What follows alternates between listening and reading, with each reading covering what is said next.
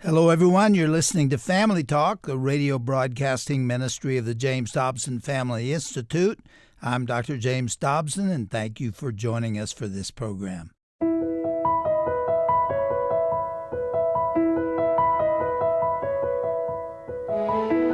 Well, welcome to Family Talk, the broadcast division of the Dr. James Dobson Family Institute. I'm Roger Marsh. Well, as you know, Roe v. Wade has been overturned, and yet the fight for life is far from over.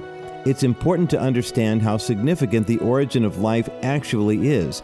God knows every child, even at the initial spark of life. In Psalm 139, verses 13 and 14, we read, "For you created my inmost being.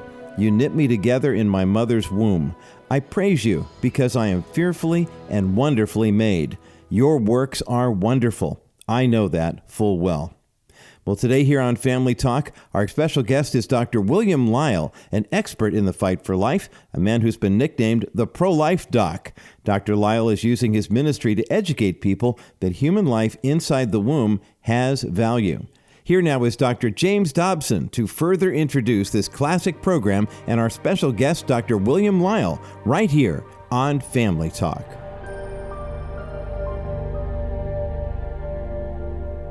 I have a guest here in the studio with us today that I respect as highly as anybody that I've had the opportunity to meet. His name is Dr. William Lile, and he is a board-certified obstetrician and gynecologist and the founder of prolifedoc.org.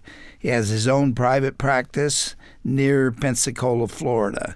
He previously served as vice president and chairman of the Department of Obstetrics and Gynecology at Sacred Heart Hospital in Florida. Dr. Lile worked as an adjunct clinical assistant professor for the OB/GYN residency program for the University of Florida and Florida State University. He's also medical advisor for many pro-life organizations, and he's a fellow for the American College of Obstetricians and Gynecologists. Dr. Lile is here in the studio today, as I said, and I'm so glad to have him. He has just done a video a year or two ago called God's Miracle of Life. I hope you get a chance to see it. Dr. Lile, thank you for being here. I respect you so highly for what you do. Tell me, as a place to start, where your passion for the unborn child, you call it preborn child. I do. First tell me why, and then tell me where this passion came from.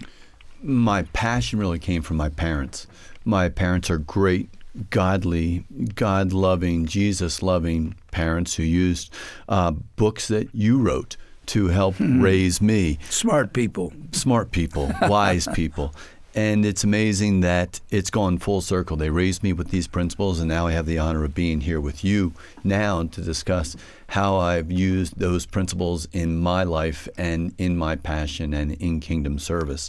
I don't see a difference in the child, whether inside the womb or outside of the womb. We treat the preborn as patients. We know that they are genetically unique from the moment of conception. When that one cell from the mother and the one cell from the father come together, that one cell is different from the other 7 billion people on our planet. It's its own person. It has its own genetics. It can have its own gender. So from the very beginning, it's a new person. We are treating the preborn as patients at a younger and younger age. It's amazing how we can not only have the diagnostic tools, but actually the surgical interventions. At our hospital, we can actually give a blood transfusion to the baby directly into the umbilical vein as early as 19 weeks gestation. Centers in Boston and Philadelphia and Houston and Cleveland are now doing heart surgery on the babies as early as 21 weeks gestation. They are dilating heart valves. They are putting in stents. They are treating the preborn as patients. So when we talk about the preborn, it is the same person, whether it's inside the womb or on the outside of the womb. The only major event between the inside is the address. It's a change in address. I'm on the inside of the womb, and then I'm going to be on the outside of the womb, but it's the same person. Isn't it amazing that when this movement began and when Roe v. Wade occurred, the radical feminists and others referred to those little babies as a blob of tissue, Correct. as meaningless protoplasm? The horrendous nature of that has been verified by the things that have happened scientifically since then. But can you imagine that was taken seriously in the early days? It was an absolute lie. It was. In fact, the Supreme Court decision with Roe versus Wade said that the word person, as used in the 14th Amendment, did not apply to the preborn. They were not persons. Well, if we're treating them as patients, they are clearly persons. We're doing heart surgery. We're doing spina bifida surgery. We're doing bladder surgery. We're doing blood transfusions on these babies in the womb. We are saving their lives in the womb. So if they are patients, they are persons. Hmm. Well, again, where did this originate? Was it early on that your parents began talking to you about the value of life? Where did it come from? A story actually I've never told in a public, fashion was when my mom was carrying me. My mom had a very difficult early part of the pregnancy. And back in 1965, her physician, because she was so sick, hospitalized, and having so many problems, he really recommended that she terminate my life back in 1965. Really? You never revealed that before? Nope, first time. In fact, I didn't know that story until just a few years ago. But from that time when I was in the womb, my mom said no. Regardless of the risk to her life, she said, I'm going to continue with this pregnancy, and I am going to have my child, have every opportunity to live. And so that's about as early as I can really, say that had changed my life, was from the womb. But growing up, we were very involved in pro-life issues with the idea of kingdom service. Kingdom service was something we went to Christian schools, and we realized from a young age that maybe we're blessed with 70 or 80 years here on earth in return to spend eternity with Christ in heaven. And so what do we do during the 70, 80, 90 years when we have the opportunity to do kingdom service for Him in return for eternity? And so that's always been a goal for my parents and for myself and the whole family.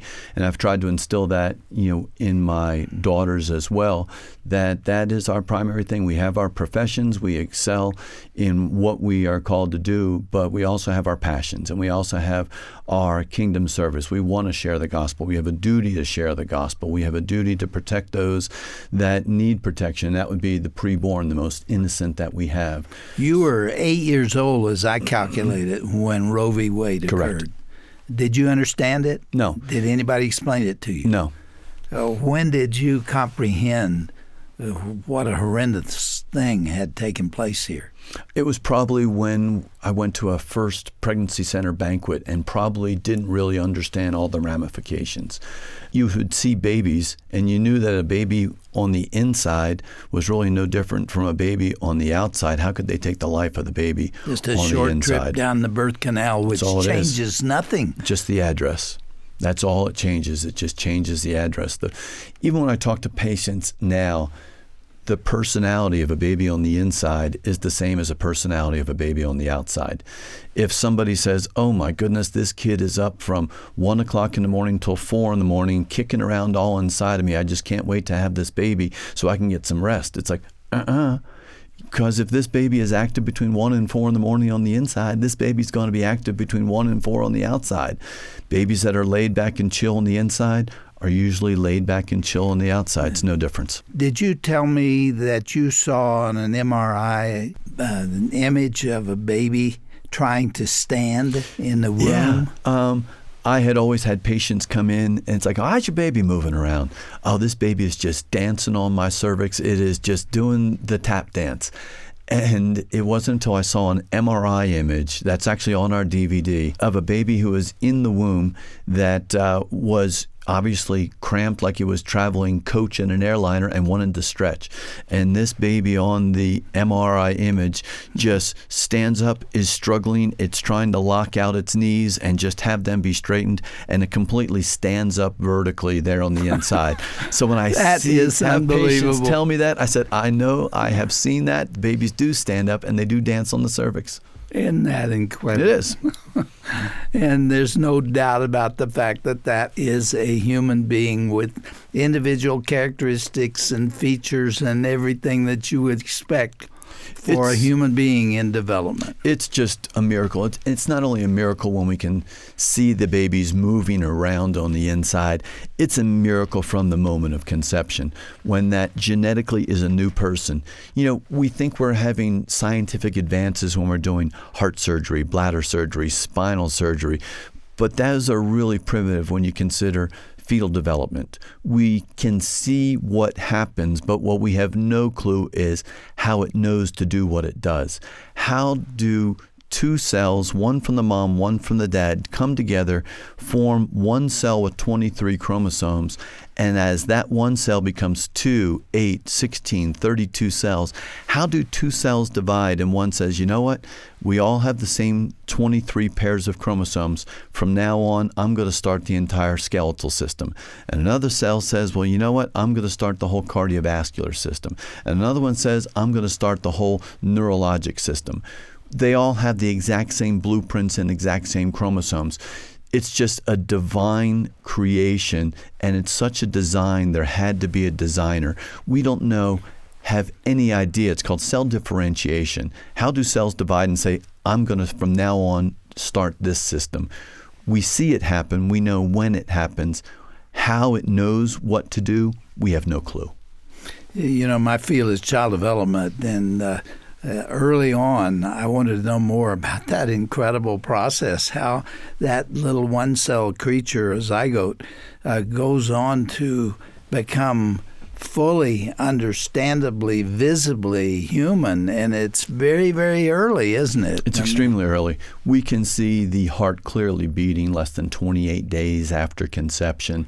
You know, isn't there a little flash of light when those two half-cell haploids come together in a one-cell? When the dad's cells are involved in conception, they all think they're Michael Phelps. They are swimming and swimming. They want to get the gold medal, but there's no silver, there's no bronze. There's only a gold medal.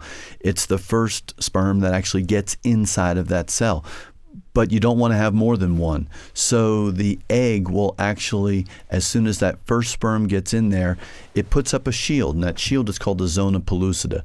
When that happens, there is lots of changes. The chromosomes from the dad now get in, the shield has to go up, and there's something called depolarization of zinc ions. Zinc ions come rushing out, calcium ions go rushing in, and there is a visible flash of light when you use the right frequency of light to look at that. So when people say, well, we really don't know when life begins, there's a flash of light. Yes, we do. There's, a huge change, when that moment of conception actually happens. Let me read this familiar passage. Many of our listeners will be very aware of this verse. It's actually several verses in Psalms. This is David's own writing and words. Allow me to read this for you. I don't often read on the air, but this is worth it. For you formed my inward parts. You knitted me together in my mother's womb. I praise you, for I am fearfully and wonderfully made. Wonderful are your works. My frame was not hidden from you when I was being made in secret, intricately woven in the depths of the earth. Your eyes saw my unformed substance. In your book were written every one of them, the days that were formed for me, when as yet there was none of them. Yeah. Isn't that amazing? It's amazing. David It's is beautiful. talking about that process that you and I have been discussing. Correct. self-differentiation. And then you look at the verses where God is talking to us. I love Jeremiah 1:5, where God says to Jeremiah, before I formed thee in the belly, I knew thee. Before thou camest out of the womb, I sanctified thee, I set you apart, and I ordained you to be a prophet unto the nations. God is telling Jeremiah, I knew you before you were born. I actually sanctified you, and I set you apart while you were in the womb.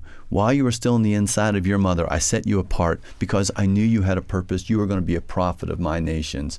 So does God have a relationship with us? Sure. How dare us interrupt that process and kill that baby? 60 million of them. Tell me this is not evil? There's no doubt it is evil. Can we win? Absolutely, but I think we must win. With such evil, 60 million lives. If you travel around the world, you see how blessed the United States is. Poverty in the United States is above the level of wealth of many other countries. We've been blessed and we've been protected, but how long will that hand of protection, how long will that blessing continue with a nation that has taken the lives of 60 million children while in the womb? We have a duty to protect the preborn, and we are not performing that duty. We know that God has a relationship with us when we're still in the womb. In Romans 5:8, God demonstrated his own love for us in this: while we were still sinners, Christ died for us. Well, when did we become sinners? Did we become sinners the moment we were born? Well, in Psalm 51:5, the scripture says that we were sinful from the time my mother conceived me, says the NIV. So we were born with the sin nature. We were sinners from the moment of conception. So if Christ came, lived a perfect life, gave his life on the cross for us, conquered death, rose again for that gift of salvation for us to experience eternal life, if God would send his son for sinners, and we also now know that the preborn are sinners, then God sent his son for the preborn. And if the preborn are that important, then surely the preborn deserve our protection as well. 3 blocks from my house is a major Planned Parenthood center. I can't go to work. I can't drive out toward the freeway without passing that. And I see these cars parked out there, and I think about the women who are going through that procedure, and my heart goes out to them because they are either confused about what's taking place inside of them, or they are many times coerced, I think, to do this by parents or others.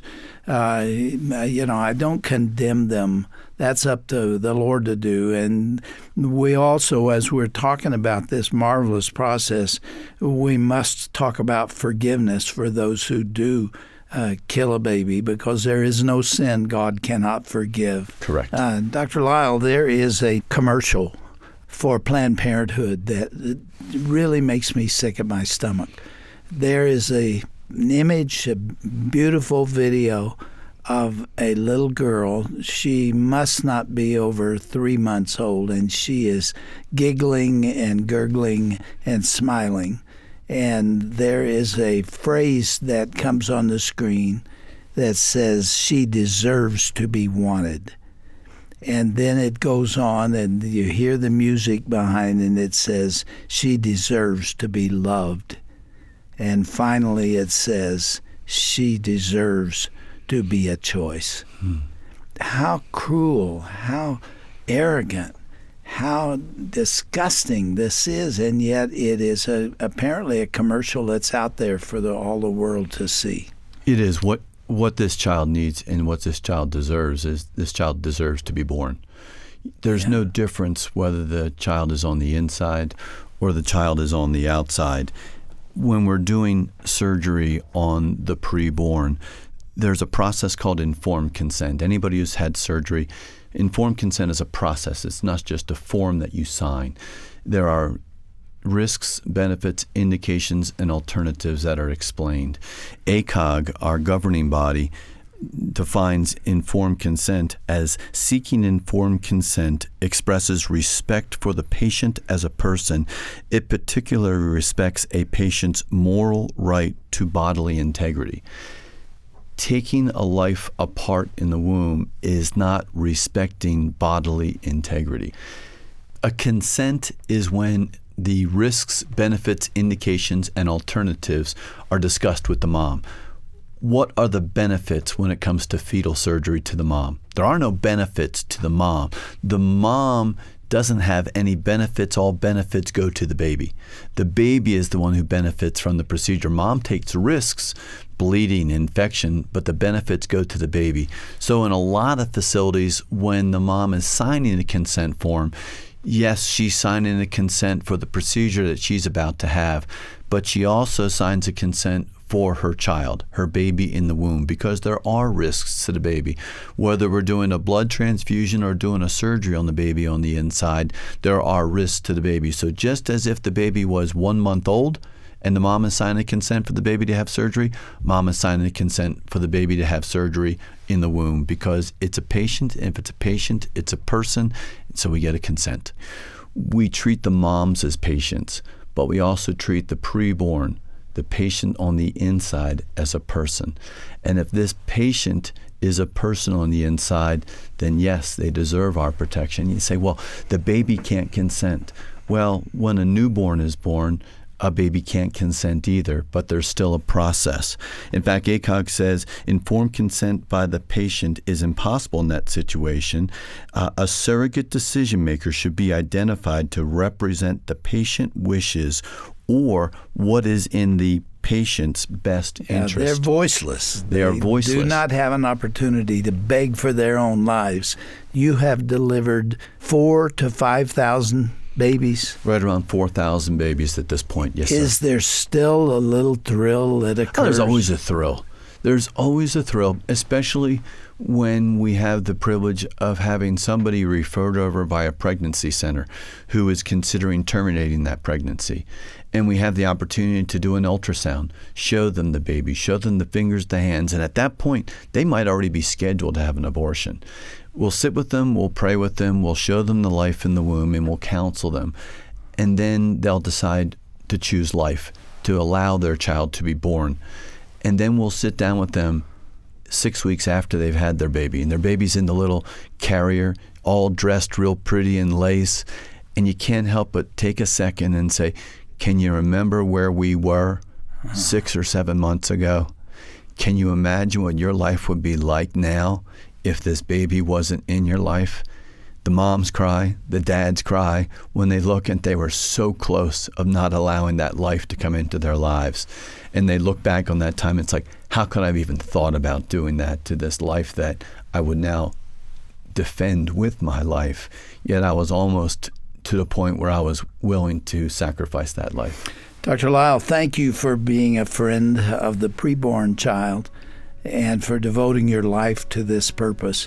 I want you to come back. I want you to be here tomorrow, if you will. I'd be happy to discuss a recent case that involved abortion reversal. Oh, I'd be happy to. It is very inspirational. Thank you for what you do, sir, and for your love for God's creation. It's an honor to serve His kingdom.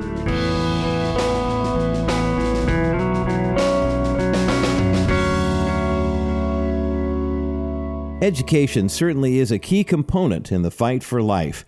All of us are formed by the very hands of God in our mother's wombs.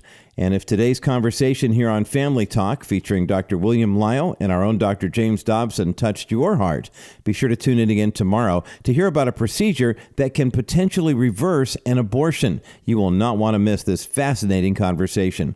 Now, if you'd like to share today's program with a friend or a loved one, simply visit our website at drjamesdobson.org/Family Talk. While you're there, you can also learn more about Dr. William Lile and his pro-life ministry. Again, that's drjamesdobson.org/Family Talk. Also on our broadcast page, you can download a brand new free resource called What is a Woman According to God? The Dr. James Dobson Family Institute has partnered with Dr. Owen Strand to bring women an encouraging word and affirm what God's design for women really is. The role women have in our world is incredibly important, so download this free PDF today. Again, it's called What is a Woman According to God? And you can find it at drjamesdobson.org/Family Talk. And finally, some exciting news about a brand new audio resource you can access from the Dr. James Dobson Family Institute. By God's perfect design for nearly 50 years, Dr. James Dobson has been the leading clinical voice for the celebration and preservation of the family. And now to reach the next generation, we here at the Dr. James Dobson Family Institute are proud to announce the Dr. Dobson Minute, providing young families with practical insights that will strengthen marriages and build better parenting skills. For more information on how you can access the Dr. Dobson Minute, we've got a special website for you. It's drdobsonminute.org. That's drdobsonminute.org. Check it out today. You'll be glad you did. Well, I'm Roger Marsh, and on behalf of all of us here at the Dr. James Dobson Family Institute, thanks so much for joining us today for another edition of Family Talk, the voice you trust for the family you love. This has been a presentation of the Dr. James Dobson Family Institute.